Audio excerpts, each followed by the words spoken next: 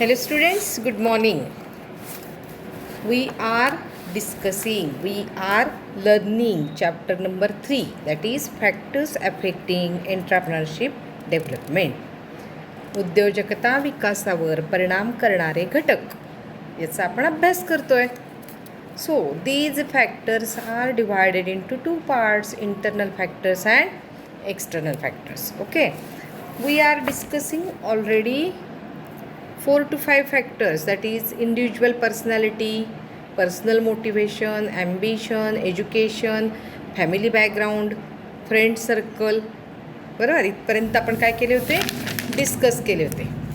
Today we will discuss remaining internal factors of entrepreneurship development. So next is independent thinking. काय असतं independent thinking? तुम्ही करता का independent thinking? तुमच्याकडे आहे का तेवढी पॉवर? Yes, definitely. आपलं चांगलं काय, वाईट काय, आपलं कशात कल्याण आहे, आपण काय केलं पाहिजे की ज्याच्यामुळे आपली डेव्हलपमेंट होईल, हा विचार तुम्ही करता की नाही? That is known as independent thinking. आपण इथं कशाचा अभ्यास करतो आहे? एंटरप्रेन्योरशिपचा. So entrepreneurship requires various types of skills and abilities. बघा, त्याला वेगवेगळ्या प्रकारचे स्किल आवश्यक असतात. ॲबिलिटी, त्याला वेगवेगळ्या प्रकारची पात्रता आवश्यक असते. कोणती असते? Like organising abilities. त्याला सगळ्यांना सोबत घेऊन काम करावं लागतं. बरोबर, त्याच्या हाताखालचे लोक असतात, त्याला बँकेत जावं लागतं, त्याला गव्हर्नमेंटचे डॉक्युमेंट्स मिळवावे लागतात, त्याला मार्केटिंग पण करावं लागतं. ह्या सगळ्यांबरोबर त्याला काम करायचं आहे आणि म्हणून त्याला काय आवश्यक आहे? ऑर्गनायझिंग. त्या सगळ्यांचं ऑर्गनायझिंग त्याला करावं लागतं, म्हणजे ती ॲबिलिटी त्याच्याकडे असली पाहिजे. Then managerial decision making skills. फटाफट डिसिजन घ्यावे लागतात. मी नेहमी सगळ्यांना सांगते की डिसिजन मेकिंग हे जे फंक्शन आहे हे फार महत्त्वाचं आहे. तुमचं झालं असेल 12वीला की डिसिजन मेकिंग काय असतं. Decision making means to take decisions. मी असं म्हणते की ज्याला आयुष्यात डिसिजन मेकिंग येतं, निर्णय घेता येतात, ती व्यक्ती लाईफमध्ये सक्सेस मिळवते.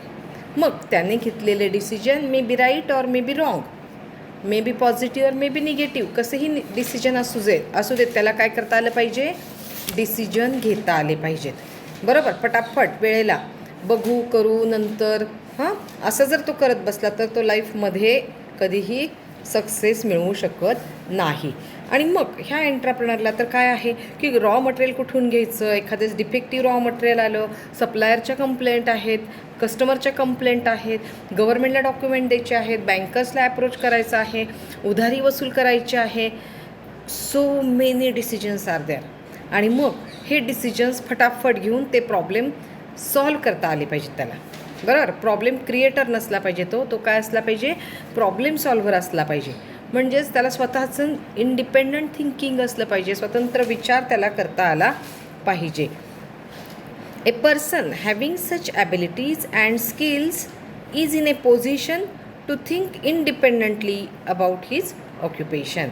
पटापट निर्णय घेता आले पाहिजेत, पटापट सांगता आलं पाहिजे, एखादी सिच्युएशन कशी हँडल करायची हे त्याला जमलं पाहिजे. आणि हे सगळं जमण्यासाठी हे जन्मजात असतं का नाही, हे शिकून पण घेता येतं आपल्याला. आणि काही वेळेस ऑब्झर्वेशन, बरोबर, जजमेंट, या गोष्टीतून पण या गोष्टी शिकता येतात आणि काय होता येतं? सक्सेस मिळवता येतं. म्हणजे त्याच्याकडे काय असलं पाहिजे की इंडिपेंडंट थिंकिंग असलं पाहिजे. So an independent entrepreneur works out plans on his own. स्वतः प्लॅन बनवतो, केव्हा कसा डिसिजन घ्यायचा, काय करायचं आहे. सर्चेस अँड एक्सप्लोर्स रिसोर्सेस म्हणजे काय? मी तुम्हाला 5M सांगितलं आहे, मॅन, मशीन, मटेरियल, मनी, मेथड. बरोबर आहे की नाही? हे रिसोर्सेस आहेत. मग हे कुठून मिळवायचे? बिझनेसला लागणारा पैसा कुठून मिळवायचा आहे, त्यानंतर मॅन पॉवर जी आहे ती कुठल्या पद्धतीची आहे, काय आहे, ती कुठून घ्यायची, ती कशी सिलेक्ट करायची, त्यांना कोणतं काम द्यायचं, सो खूप सारं आहे त्याच्यामध्ये. And experiences to make the enterprise a success. म्हणजे काय आहे की त्याला सगळे हे डिसिजन्स घ्यायचे आहेत आणि हे सगळे डिसिजन घेत असताना त्याला त्याची थिंकिंग कॅपॅसिटी, थिंकिंग कॅपॅबिलिटी ही डेव्हलप करायची आहे. तो जर असा सक्षम असेल, एबल असेल, तर काय आहे, निश्चितच काय होणार आहे की त्याची डेव्हलपमेंट ही सतत होत राहणार आहे. समजलं? इंडिपेंडंट थिंकिंग करणार ना, त्याच्यापुढे इंडिपेंडंट थिंकिंग तुमचं दिसलं पाहिजे. नेक्स्ट काय आहे, सेल्फ रिलायन्स अँड कॉन्फिडन्स. मी फक्त इथं कॉन्फिडन्स दिलं आहे, पण त्याला अजून एक पॉईंट काय आहे की सेल्फ रिलायन्स, सेल्फ कॉन्फिडंट तुम्ही आहात का? तुम्हाला आत्मविश्वास वाटतो का? अजून तुमची माझी भेट झाली नाही, नाही तर मी नक्कीच तुम्हाला सांगितलं असतं की तुम्ही सेल्फ कॉन्फिडंट आहात का. कारण तुम्हाला मी विचारलं की तुमचं नाव काय, तुम्ही सांगता मी F.Y.B.Com आहे. बरोबर? कुठून येता असा प्रश्न विचारला की मग तुम्ही तुमचं नाव सांगता. म्हणजे अशी तुमची गडबड होते. का गडबड होते? कारण काय आहे, तुमच्याकडे सेल्फ कॉन्फिडन्स नाही. समोरच्या व्यक्तीला आपण कोणता प्रश्न विचारतोय तो आपण नीट ऐकला पाहिजे, त्याला नीट व्यवस्थित उत्तर दिलं पाहिजे. बरोबर? हे लक्षात येतात गोष्टी. ठीक आहे, आपली लवकरच भेट होईल आणि मी सांगेन की तुम्ही सेल्फ कॉन्फिडंट आहात किंवा नाहीत. So a person may be self confident. Such tendency of independence motivates a person towards entrepreneurs. तुमच्याकडे सेल्फ कॉन्फिडन्स असेल तर तुम्ही काय करता, जी सिच्युएशन येईल त्याला व्यवस्थित तुम्ही हँडल करता, त्याला तुम्ही व्यवस्थित उत्तरं देता, व्यवस्थित सोल्युशन काढता आणि काय आहे की तुम्ही चांगल्या पद्धतीचे सक्सेसफुल एंटरप्रेनर्स होऊ शकता. Such person are their own boss. तुम्हाला मागेच सांगितलं होतं मी काय आहे की अशा लोकांना कोणाची बॉसगिरी आवडत नाही. मीच बॉस आहे आणि माझं सगळ्यांनी ऐकलं पाहिजे असं त्या व्यक्तीला वाटत असतं. They do not like to take orders from others. इतरांकडून कुठल्याही प्रकारच्या ऑर्डर घेण्याची त्यांची मनस्थिती नसते, कारण ते काय असतात, ते स्वतःच बॉस असतात. Instead of becoming servant they want to become master. नोकर होण्यात त्यांना इंटरेस्ट नसतो. त्यांना काय इंटरेस्ट असतो, आपण मालक व्हायचा, आपल्या हाताखाली 4 जणांनी काम केलं पाहिजे अशी त्यांची टेंडन्सी असते. They have the confidence that what ever business activity they undertake they will be successful in their venture. Venture म्हणजे साहस. त्यांनी जे काही डेअर केलेलं आहे, साहस केलेलं आहे, धाडस केलेलं आहे, त्याची ती पूर्ण जबाबदारी घेतात आणि ते पूर्णपणे काय करतात, काम ते पार पाडण्यासाठी खूप मेहनत घेतात, काम करतात. बरोबर? त्यांना कॉन्फिडन्स असतो आणि जर कॉन्फिडन्स नसेल तर ते एंटरप्रेनर्स बनू शकत नाहीत. आणि कॉन्फिडन्स लोक जे आहेत ते काय करतात, आपले प्रॉब्लेम्स, आपल्या समस्या चांगल्या पद्धतीने हँडल करतात आणि सक्सेस मिळवत असतात. नेक्स्ट आहे प्रोफेशनल एक्सपिरियन्स. बघा आता काय आहे, after working in a particular field for a number of years some persons want to start their own enterprise.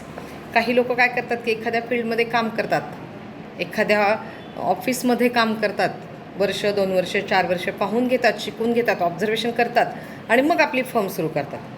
लक्षात आलं? म्हणजे काय येतं की त्यांना प्रोफेशनल एक्सपिरियन्स मिळतो की कसं काम करायचं आहे, कुठल्या पद्धतीने फायलिंग करायचं आहे, माल कुठून मिळवायचा आहे, मार्केटिंग कसं करायचं आहे, फायनान्स कसा मिळवायचा आहे, हे सगळं ते शिकून घेतात आणि नंतर स्वतःची फर्म चालू करतात. आणि मग काय होतं की they feel confident to overcome the difficulties and problems in business because of their rich experience.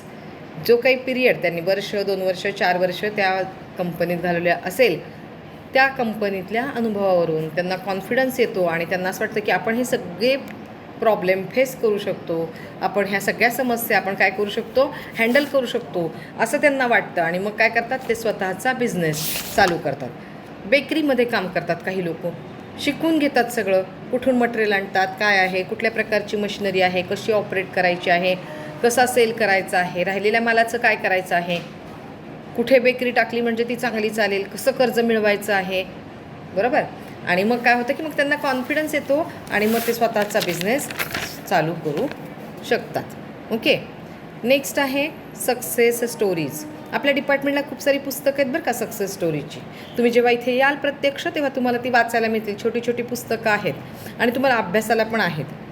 काय आहे की मोटिवेशन असतं, एखाद्याची गोष्ट वाचली, एखाद्याची त्याने किती हार्डवर्क केलेलं आहे, त्याने कुठल्या कष्टातून आपली बिझनेस चालू केलेला आहे, तो कसा हँडल केलेला आहे, हे वाचलं की आपल्याला पण काय येते, एक मोटिवेशन मिळतं, आपल्याला स्फूर्ती मिळते आणि आपण म्हणतो की ही व्यक्ती जर करू शकत असेल तर आपण का नाही. काल मी तुम्हाला एक आमच्या शेजारी भाजीवाल्यांचं सांगितलं होतं की नाही, की फक्त 4थी पास आहेत आणि आज ते कोट्याधीश आहेत आणि खूप साऱ्या प्रॉपर्टीज त्यांच्याकडे आहेत. हे कशामुळे शक्य झालं? Because of hardworking, because of ऑब्झर्वेशनमुळं त्यांचं ते शक्य झालेलं आहे. आणि मग अशा स्टोरीज वाचल्या की आपल्याला काय मिळत असते, प्रेरणा मिळत असते. The stories of successful entrepreneurs in the surrounding areas motivate persons to follow the route of entrepreneurship. आपणही त्याच मार्गावरून जावं असं तुम्हाला वाटतं. अंबानींची स्टोरी वाचली तुम्ही, नारायण मूर्तींची स्टोरी वाचली, अगदी छोटे छोटे उद्योजक असतात त्यांची. माझ्याकडे हे आपल्या इंदापूरची आहे की नाही सोनई डेअरी, त्या व्यक्तींनी पण खूप छोट्या प्रमाणावर सुरू केलेलं होतं. त्यांचं पुस्तक आहे, बायोग्राफी माझ्याकडे आहे. तुम्ही इकडे आले की मी तुम्हाला ती वाचायला येईल आणि मग तुमच्या लक्षात येईल की अरेच्या, हे तर आपण पण करू शकतो. बरोबर. म्हणजे म्हणून काय करायचं असतं की म्हणून ह्या स्टोरीज, सक्सेस स्टोरीज आपण वाचायच्या असतात.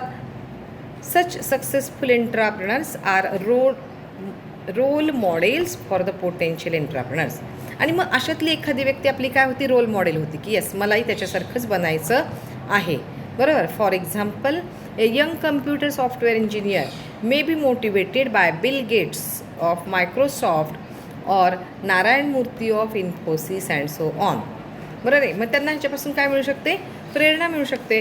आपणही त्यांच्या मार्गावरून चालावं, आपणही सक्सेस व्हावं असं वाटतं. म्हणून नेहमी काय करत जा, खूप चांगली पुस्तकं वाचायला घ्या, ह्या ऑटोबायोग्राफी तुम्ही वाचायला घ्या, जेणेकरून तुम्हाला काय होईल की तुमच्या पुढच्या आयुष्याची दिशा तुमच्या लक्षात येईल, लवकर लक्षात येईल आणि तुम्ही काय करू शकाल, त्या मार्गावरून जाऊन तुमचं लाईफ सक्सेस करू शकाल.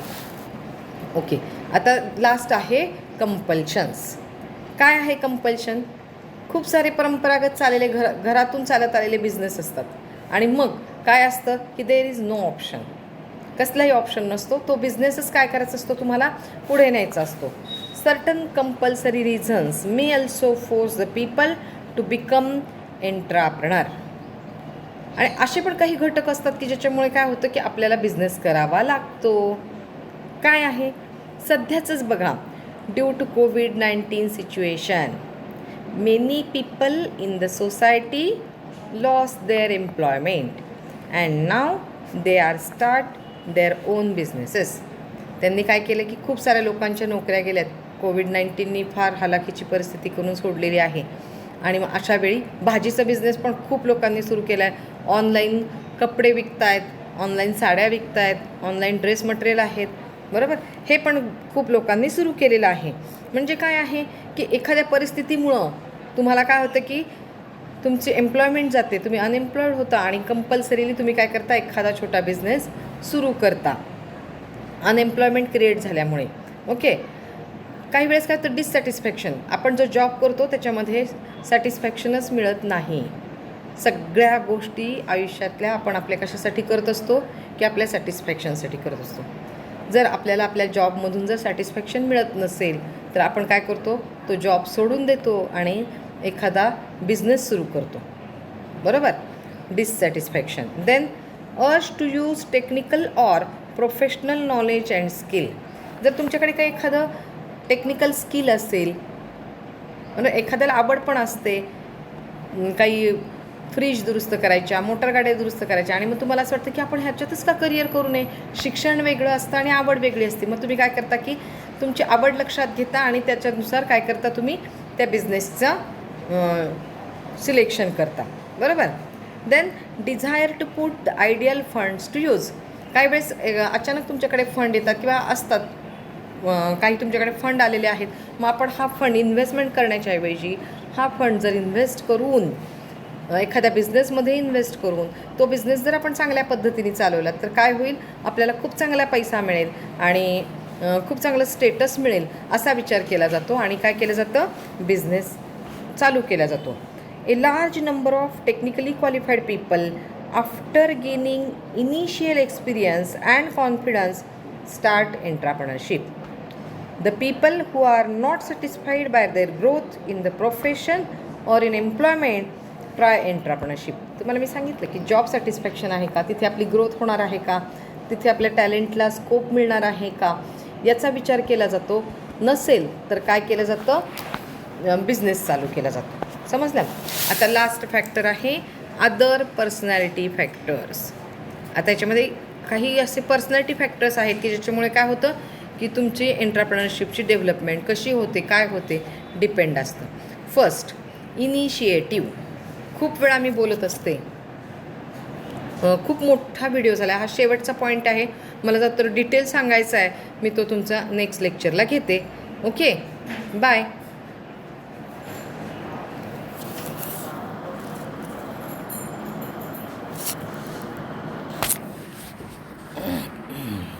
मॅडमला आठवतं का एंट्राप्रेनरशिप? ऐकता ना. काय तर आपण असंच शिकवतो, काय करणार. हां ना, हां ना, उदाहरणं सध्याची